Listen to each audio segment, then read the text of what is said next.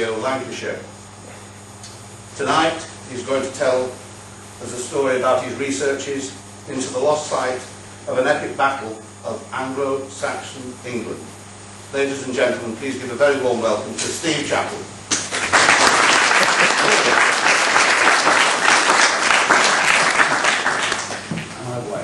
Can you hear me at the back? Yeah.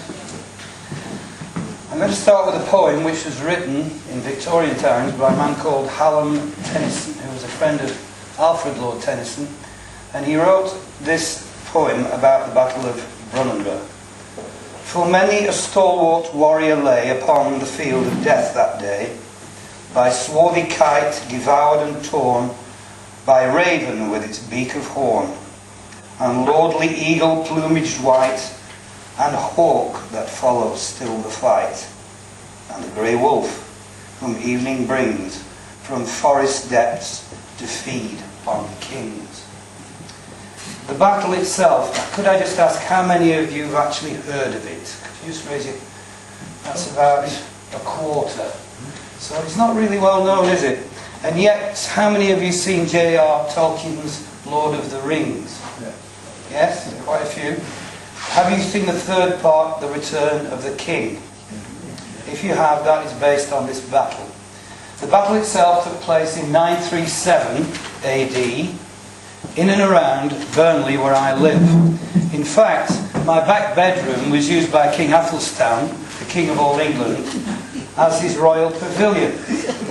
You may laugh at this, but it's true. And the reason that I can do this is because A, my father was a local historian, Leslie Chapples, whose books I'm sure some of you have read, East Lancashire Murders perhaps, or Noblesse Oblige, the history of the Townley family.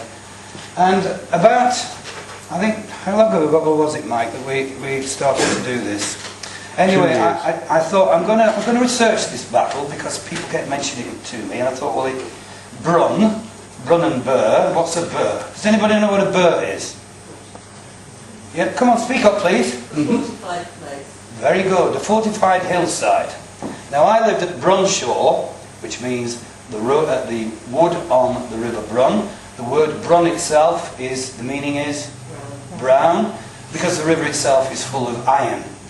It only runs for 5 miles from Black Hambledon Hill right down into the centre of Burnley, where it meets the Lancashire Calder. And then the Calder dips off, meets the Hodder meets the Ribble meets the sea. And the Vikings themselves were coming from 3 directions. Do you know any of the directions they were coming from? There was Anlaf the Dane, Olaf the Dane, and King Constantine II of Scotland. And of course they were coming by river.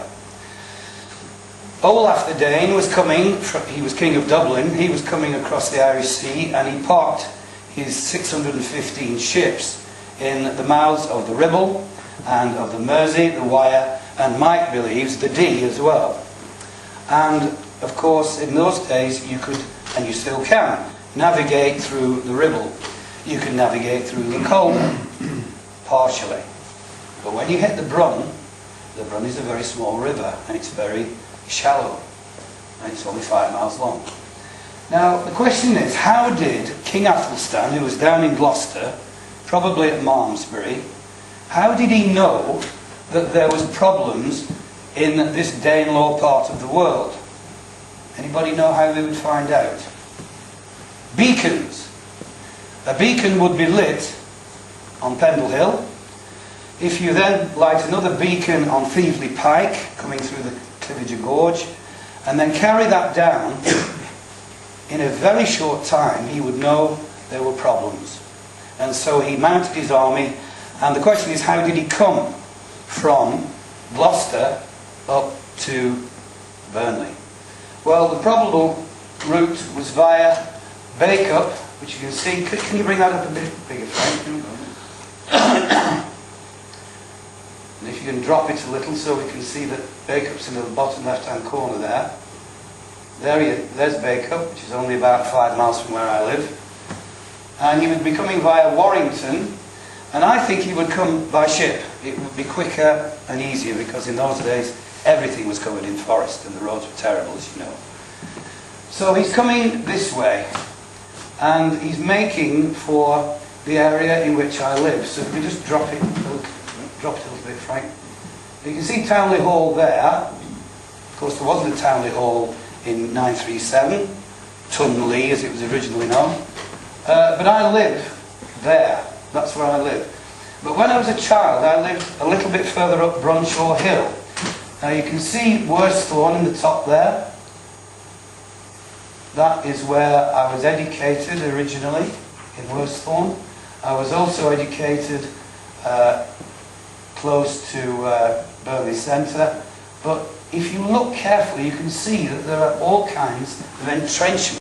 Now, in the Burnley area, if you count the number of entrenchments or dikes there are, now people will tell you, oh no it didn't, it took place at Brunanburh in the Wirral.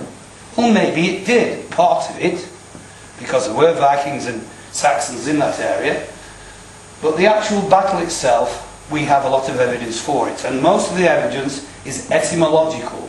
In other words, Michael, what does etymological mean? To do with words. To do with the origin of words. Now, first of all, there is only one river in England called the Brun. It's not Brum, and it's not Bam, it's Brun. And we have the Bur, you have the hillside, which is, in fact, Brunshaw. So that is why I was convinced quite early on that this was the area of the battle. Now, if we look a little bit to the...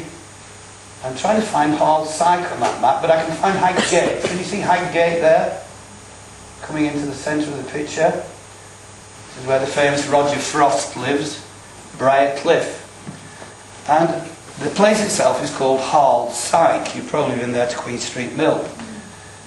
And I said to Roger one day, what does Hall Syke mean? And he said, well, it's a dirty kind of water. I said, I don't think so. I think Hall is a corruption of Jarl, which is the Norwegian word for earl. And a dike is where the earl is. Now, we know in this battle 7 earls died. And if you look in that area, you'll start to see other signs to do with the words themselves. If you see this large dike going up to the left here, you see that one, Frank, there? What's it called? Saxyfield, or Saxon Field. In other words, there was something to do with the Saxons on that site. Well, we have still Saxyfield Farm. And when they dug underneath the farm, what did they find? Bones, human bones, many of them. And in the moss around Saxyfield Farm, they found arrowheads up there. Also in that area, I don't think it's on this map, is a place called Red Spar. There was a Red Spar field. Now, spar to me means fighting. Red means blood. So, that is another indication. Red lees. What does lees mean? It means fields. Fields that are red. This is very close to where I lived. You've got low red lees, high red lees. And at Merecliff itself, just behind lower Pasture Farm, there is a battle stone. Can we have a look at the battle stone? Thank you, sir. Come out. This battle stone at one time stood upright, probably about this high. And it's marking the site of a battle of some kind. And this area, where are we on? It's the one with the dog on, Frank. You find a dog? Oh, there he is, there he is. There he is.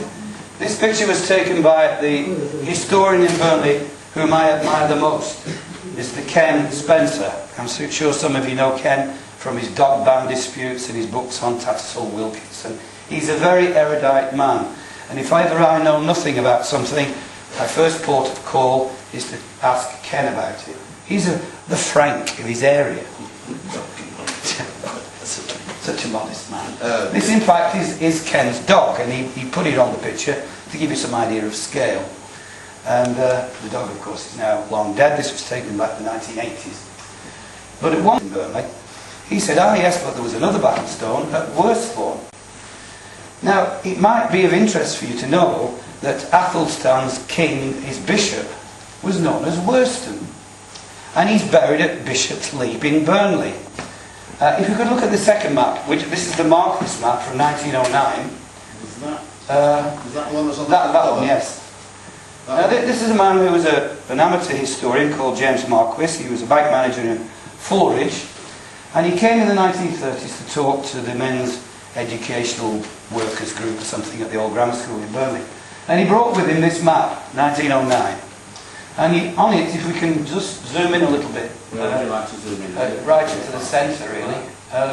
Too much. That'll do. Now, this is where I lived, at Pike Hill, peak of the hill. A little bit further on is Hollin Hay. And then there's the Hollins, which is a 17th century house where Lady O'Hagan lived. But this is the site of the battle. And if we zoom out just a little, we can see here on the left-hand corner, Brunshaw, Brunanburh. Right?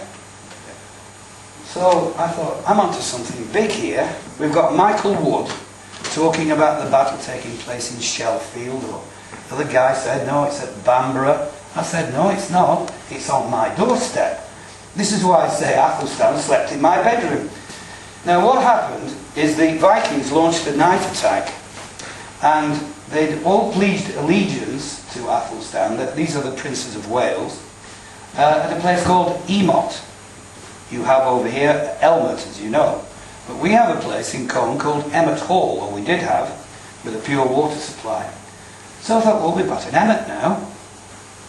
Why has it got to be up in Cumbria? It could well be here. Now, once they'd decided to pledge their oath to allegiance to King Athelstan, he thought, right, well, that's all right, we're ready for battle. And he sent a message to the kings of the Viking kings and said, look, King Athelstan has a mighty host. I am ready for battle. I don't want to fight you, but I will if you won't. Just go home. In fact, if you'd like, I'll give each of your captains 1 gold mark. I'll give each of your earls 5 gold marks, or whatever the coinage was. Just piss off, basically. Oh no, they didn't want that. Now, we now need to have a look at the picture of Alfred the Great, if you can find that one, Frank. This is a wood engraving of Alfred the Great, 30 odd years before his grandson Athelstan. And he's playing a harp in the Danish camp. What is he doing that for? Why is he singing and dancing and playing a harp to the Danes? Information. He wants to infiltrate and know what they're up to.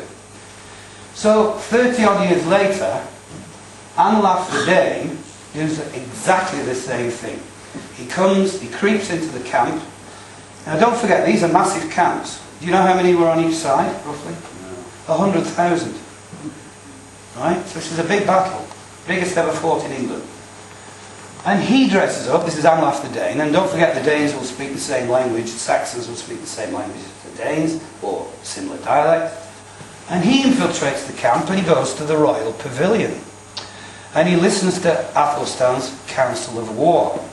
And he must have said something in Viking like, I've come to entertain you. He starts dancing around and playing his harp. So Athelstan says, well, very good, give him some groats, lads.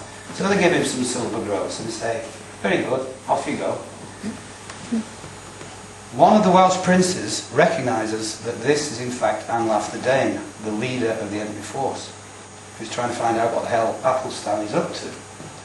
And so he says to Athelstan, my liege, he said, if I were you, I'd move the royal pavilion pretty pronto, because that guy knows where you are. So Athelstan moves his pavilion into my back bedroom. Pause for laughter. He does, because I'm literally 100, 200 yards from this site. So the royal pavilion is moved during the night, and then put it at the top, all the little bits of information they need to remember. So when they come back and tell you, you go, yeah, you got it right, off you go to the next one.